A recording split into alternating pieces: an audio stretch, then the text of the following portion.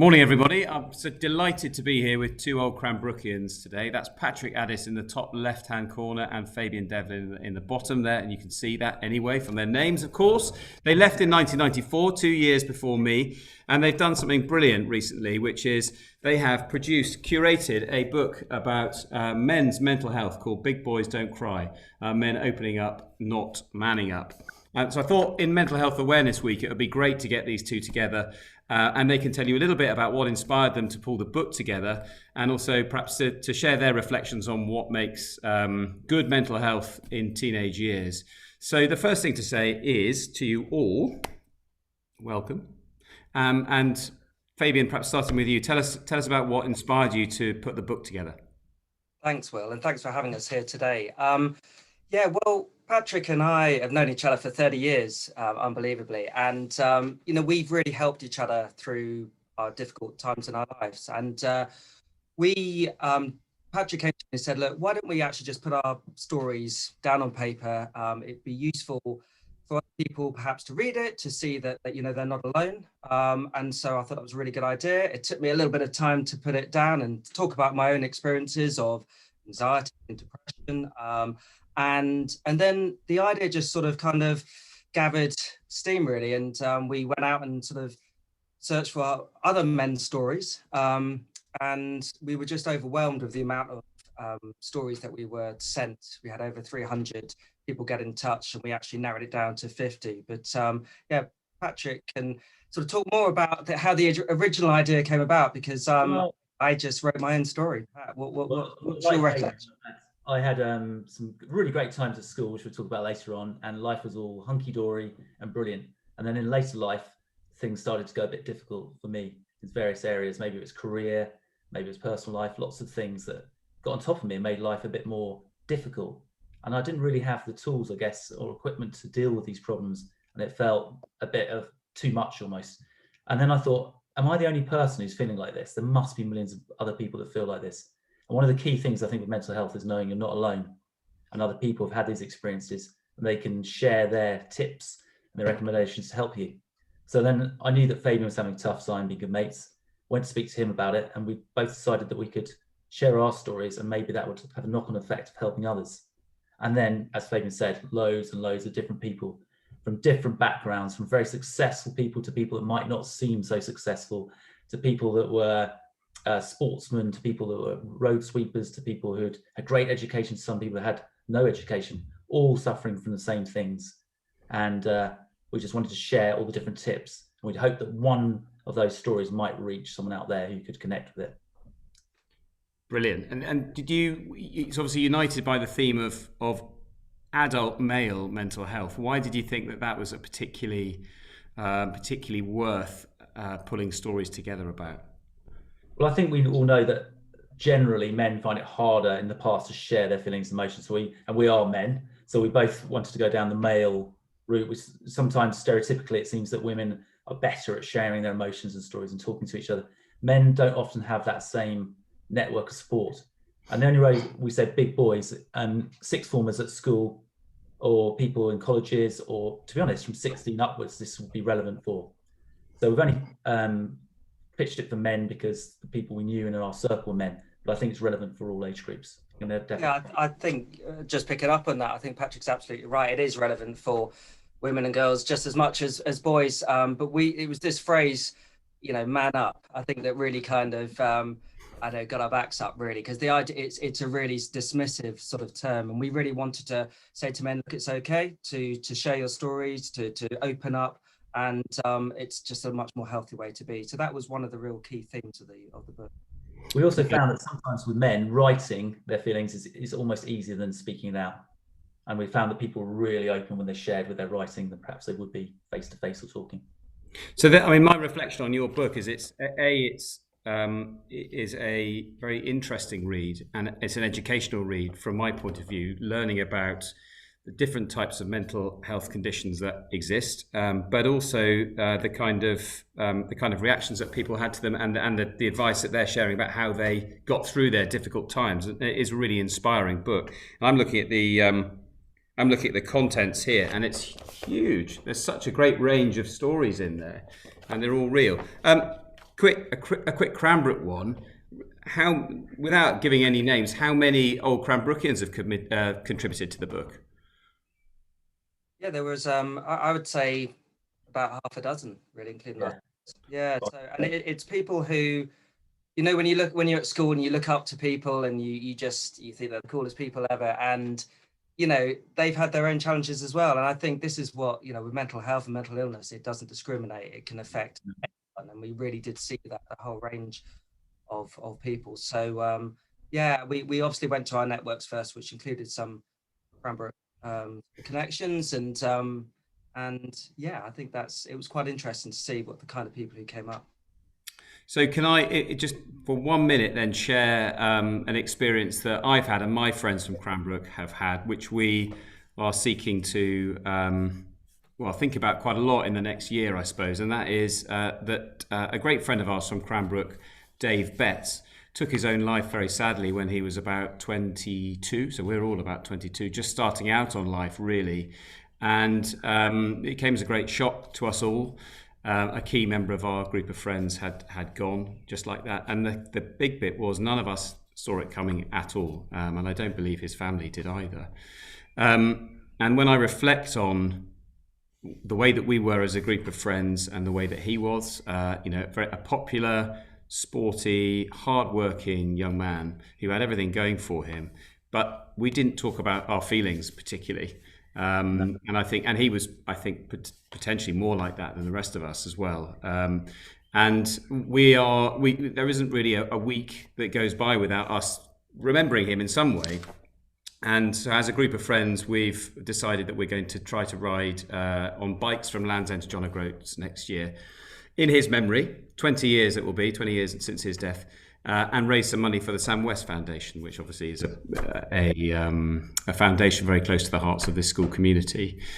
So I will keep you involved with all of that as well. And then, so thinking about this and your teenage selves, reflecting on how you were as teenagers, what advice would you give to your younger selves at Cranbrook School?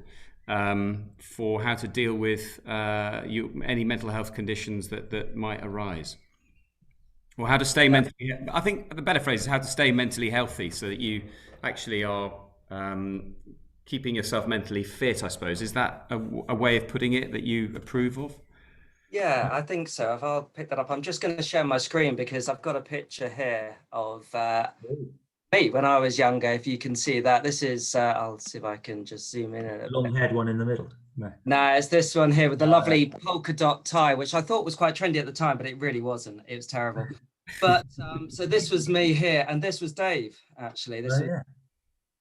And I remember him well. And as you say, he really was, you know, really friendly, outgoing guy. And I think when I reflect on it myself, I think no one knows what he would have been thinking at that time, but probably a fair guess to say that he probably wasn't sharing it.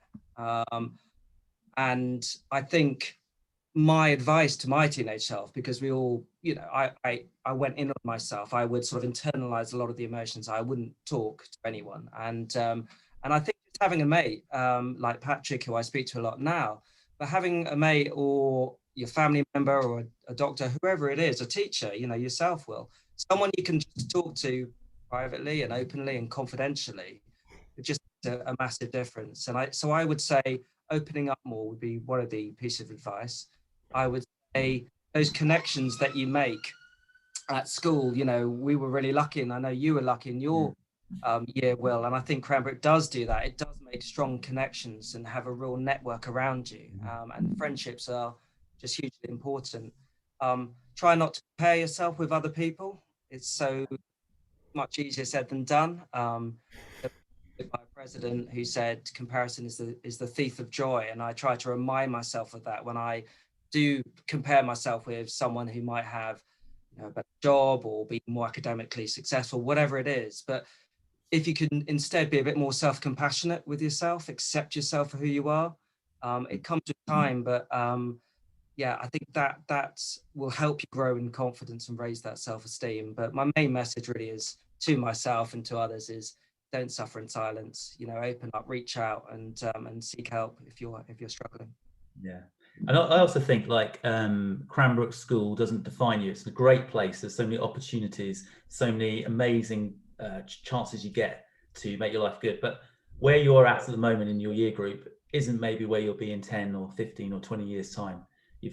Life is always changing. Mental health comes and goes, and it's not consistent. It's on a sort of equilibrium. So if you're feeling really bad now, it might not last forever. But do seek, as Fabian said, about talking to friends, engaging in hobbies. Don't become introverted. Reach out to groups and societies. Be in those clubs. Be with like-minded people. And also, if you're not the most popular person in the year, or you're not in all the sports teams, there'll always be something that you can do, and it's unique to you. You can benefit from and share with others. And I think that it's really important, if you are feeling really low or down, to seek professional medical help. Don't shy away from that, and seek it early. But also to, as Fabian said, seek a network of friends, people you really trust, to be able to talk to about. Don't hold it internally.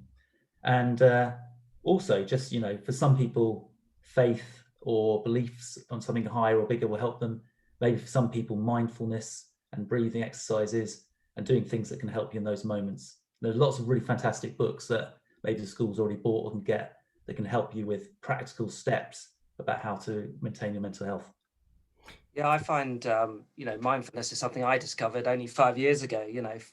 40 odd years into my life, and it is really helpful. Just even 5 minutes a day, just being quite, it just helping to reconnect yourself and just relax yourself, really. And there's something called square breathing. If you look that up, it's quite handy. Just if you're in a stressful situation just before an exam, you just do this quiet breathing to yourself, and you just relax. And exercise really helped for me. I love sports. That's what my memories of playing cricket on big side with you, Will. And it's it doesn't have to be a team sport. It could be an individual sport. It doesn't have to be sport at all. It's, as Patrick said, it's finding what works for you, having those weapons in your armory, that little toolkit for you, that can help you build that resilience and help to cope with the tough times, because there will be tough times. It's life. There will be tough times, but you can put in measures now to really help you deal with those times.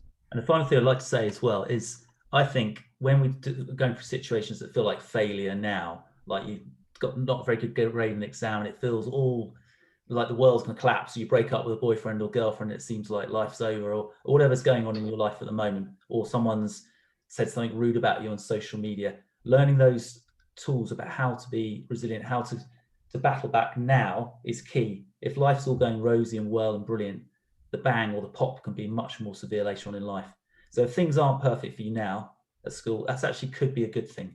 As long as you sort them out, learn to battle through them and get to the other side with the help and support of others, that will help you in later life when you get more difficult situations that come, because you'll have a sort of toolkit and an armory to deal with it. This is really good advice. Sorry, well, it's just things keep up in my head. But for the teachers, I would say at Cranbrook is just be there, and be there ready for when people are willing to open up to you and listen. You don't have to fix the problems. You just have to listen, and maybe, you can signpost them elsewhere. But I think it's just really important if people do give you that opportunity to take it and to take it seriously. So I would like to just pick up on that for the students at Cranbrook, which is that you know very, very well that the staff are here for you, that we have an excellent counselling service in place to be as well. And also we have student listeners, and you must feel able and free to contact any of those to ask for help at any point, and that help will be given to you in the way that is best for you. I'd like to just ask you two more things, gentlemen, if that's okay. Number one is there a sense in which these techniques, if you like, need to be practiced, so that you're not just waiting for, as you said, Patrick, waiting for the explosion, the onset of depression or anxiety, and then suddenly you have to work through that? Yeah, I definitely think it's good to be prepared and ready. And even when you feel the signs of anxiety, maybe it's for exams or whatever, and they're coming up, and if you're someone prone to anxiety or depression or any other of these traumas, is to get those tools in early before it's going to come, to recognize the signs. And as Fabian said, it might be breathing exercises, it might be mindfulness, it might be CBT for some, or whatever it is, the techniques can help you. get it in early before it gets too big and builds up. Yeah, so I mean, reaching out now, ensuring that that network of friends is around you and that you are actually talking to them openly about how you're feeling is the thing that you need to practice. I think we all do. Oh, Yeah, there are skills that you can have. Like I learn how to be kinder to myself, to speak more compassionately and kinder to myself. That inner critic in your head, which everyone has, that's saying you're rubbish and you can't do this. Actually, you can learn just to sort of quieten that voice and actually give yourself a bit of, encouragement rather than putting yourself down. It takes time, but that is the kind of skills that you can learn, and there's obviously loads on the internet about it. But yeah, there's plenty you can do even if you're in a good place. Okay, now finally, this brilliant book. Where can students and staff get hold of that? Well, we need to speak to your man, Fabian. Yeah, well, no, there's many ways to it. You can get an ebook from Amazon. You can download it from Amazon. We'll actually give Will a free copy of the downloadable book, so anyone can read that one. And if you want to order a hard copy that Will's holding, just email us at bigboysdon'tcrybook@gmail.com. And I'll send that email address around to everyone. That'd be fantastic. Brilliant. Thank you very much for your time, Patrick and Fabian. Well done on the book. I do think it's a brilliant read, and I do recommend it to all of you out there. Have a lovely weekend. And we wish you well. We'll hope to have you in school when we can. Okay. Sounds great. Thanks, everyone. Take care. Okay.